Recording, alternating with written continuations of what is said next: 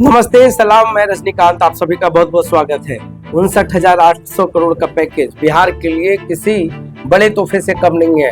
इस बार केंद्रीय मंत्री निर्मला सीतारमण ने जो पैकेज दिया है, खास करके बिहार के लिए जो अनाउंसमेंट हुआ है, बिहार के तो बल्ले बल्ले हैं। और खास करके आज मैं इस वीडियो में नालंदा की बात करूं कि नालंदा के लिए क्यों खास है, क्यों ये सबसे बड़ा खजाना साबित होने वाला और कैसे नालंदा के हाथ बहुत बड़ा खजाना लगा है। पूरे टूरिज्म इंडस्ट्री की बात मैं करता हूँ। नालंदा को खास करके फोकस किया गया है, वर्ल्ड डेस्टिनेशन बनाने की बात कही जा रही है।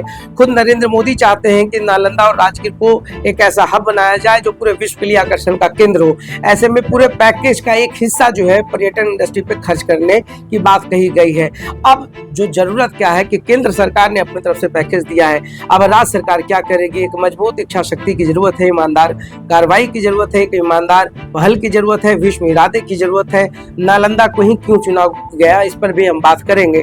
मगर एक बात तो मैं स्पष्ट बता दूं कि जिस अंतर्राष्ट्रीय पर्यटन के क्षेत्र में जिस अंतर्राष्ट्रीय फलक पर राजगीर नालंदा की पहचान है, ऐसे में जितना इसका डेवलपमेंट होना चाहिए था नहीं हुआ। और खास करके बहुत सारे डेस्टिनेशंस ऐसे हैं जो नेशनल टूर पैकेज का हिस्सा नहीं बन पाया। आप देखिए, अगर हम शुरुआत करें नालंदा विश्वविद्यालय से ही, आज यह जो भग्नावशेष है, बेशक से इसको विश्व धरोहर का दर्जा मिला है, मगर जिस तरीके से इसका व्यापक डेवलपमेंट होना चाहिए हुआ नहीं हुआ। स्थानीय लोगों का जुड़ा हुआ नहीं हुआ। जिस एनिमिटीज की बात होती है, सुविधाएं की बात होती है, वो मिला नहीं मिला। आखिर कारण क्या है, कहां पर हम चूक जाते हैं, उस पर भी बात करना जरूरी है। आप आसपास के इलाकों को, स्थानीय लोगों को उस वर्ल्ड हेरिटेज से नहीं जोड़ पाए, लोगों का जीविकोपार्जन का वो हिस्सा नहीं बन पाया, स्थानीय लोग कनेक्ट नहीं हो पाए। आज भी वहां पर आसपास जो है दुकानदारों का बोलबाला ही रहता है। ऐसे में जब हेरिटेज टूरिज्म की बात करते हैं तो उसका एक अलग ही परिदृश्य होता है। अब मैं बात करता हूँ, आप मथुरा चले जाए, मैं बात करूंगा कि आप पुष्कर चले जाए, आप राजस्थान चले जाए, आप हिमाचल चले जाए, आप शिमला चले जाए, आप मसूरी चले जाए। ऐसे तमाम जगहों को जिस तरीके से डेवलप किया जाता है और जो एक एनिमिटीज की बात होती है, जो सुविधाओं की बात होती है, अगर उसको आप फोकस करें और तब आप नालंदा लौट कर आए, विश्व धरोहर को देखें, तब आपको लगेगा कि कहां पर हम पिछड़ जाते हैं। तो ये जो वर्ल्ड हेरिटेज का कॉन्सेप्ट है, उसको कितने तरीके से आप डेवलप कर सकते हैं, इसकी एक प्रॉपर प्लानिंग होनी चाहिए, जो अब तक मुझे कमी सी दिखती है। इसकी प्रॉपर प्लानिंग तो होनी चाहिए। आर्कियोलॉजिकल विभाग इसको देखता है, तमाम चीजें हैं, बाहर जो स्थितियां हैं, परिस्थितियां, उसको सुधारने की जरूरत है। अब हम थोड़ा सा अंदर आते हैं कि आप न्यूयॉर्क जाते हैं, आप इंग्लैंड जाते हैं, आप ब्राजील जाते हैं, आप बहुत सारे देशों में जाते हैं, आप वहाँ के शैक्षणिक संस्थानों को देखें। और आपका जो नालंदा विश्वविद्यालय जो राजगीर में स्थापित है, जिसको आपने देखा होगा कि अंतर्राष्ट्रीय लेवल पर इसकी ब्रांडिंग की जाती है, क्या जरूरत नहीं है कि इसके शैक्षणिक संस्थान को, जो एजुकेशन है, उसको भी टूरिज्म के हिसाब से ढाल दिया जाए।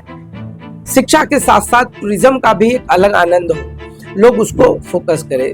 शैक्षणिक पर्यटन की बात हो, इसकी भी एक अलग से जो रोड मैप है उसकी तैयारी की जा सके।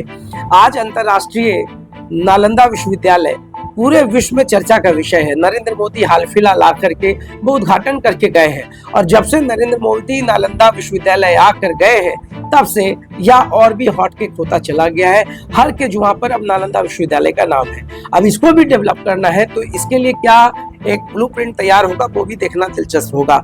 अब हम बात करते हैं राजगीर की उन तमाम जगहों की। अब जैसा कि बात किया जा रहा है कि जैन सर्किट, बौद्ध सर्किट, साथ में सप्तऋषि कॉरिडोर। ये सप्तऋषि कॉरिडोर है क्या? सप्तऋषि कॉरिडोर जो सप्तधारा की बात की जाती है, जिस ब्रह्मकुंड की बात की जाती है, उसको डेवलप करने की बात की जा रही है।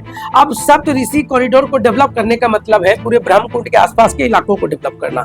और अभी की क्या परिस्थितियां हैं, भीड़ अत्यधिक हो जाती है, चेंजिंग रूम नहीं है, एक अजीब तरीके सा माहौल हो जाता है, आप चीजों को व्यवस्थित नहीं कर पाते हैं। मलमास मेला में, जिसको पुरुषोत्तम मास मेला कहा जाता है, आपको मैं बताऊं कि 3 वर्षों में एक बार यह पुरुषोत्तम मास मेला लगता है, और इसका एक अलग महत्व है। महत्व क्यों है? यह सनातन की एकमात्र धरती है। आपको मैं बताऊं कि पुरुषोत्तम मास मेले में 33 कोटि देवी देवताओं का आगमन नालंदा के राजगीर में होता है। और जिस पवित्र स्थल पर 33 कोटि देवी देवताओं का आगमन हो जाए, वो सनातन के लिए एकमात्र धरती है, जहां पर हर जो देवी देवताओं का आगमन हो जाता है वो भूमि कितनी पवित्र हो जाती है। और वही वो इलाका है जिसको ब्रह्मकुंड और सप्तधारा की बात की जाती है, या वही इलाका है जहां पर सबसे ज्यादा श्रद्धालु आते हैं, 4 शाही स्नान होता है, और हर गंगा स्नान के समय में भी लोग सप्तधारा में डुबकी लगाना नहीं भूलते हैं। मगर चिंता का विषय क्या है कि ये सप्तधाराएं जो सूख रही हैं, जल का जो प्रवाह रुक जाता है, उसको कैसे आप ठीक करेंगे?